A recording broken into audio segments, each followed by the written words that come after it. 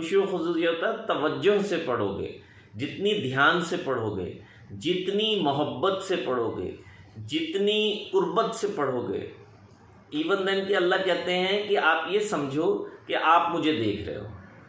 अगर चलें आपका ईमान का दर्जा ये नहीं है तो आप अगर मुझे नहीं देख रहे तो ये समझें कि मैं आपको देख रहा हूँ। अच्छा, अब इसमें बहुत बड़ा नुक्ता पिना है दोस्तों। आपने कभी सुना है, आपने कभी सोचा है कि आप लोग जब ये कहते हैं कि यार ये बंदा बड़ा ज़हीन है, ये बड़ा बंदा काबिल है, ये बड़ा नाहल है, ये बड़ा कुन ज़हन है। अच्छा, ये क्यों होता है? आपने कभी गौर किया ये क्यों होता है?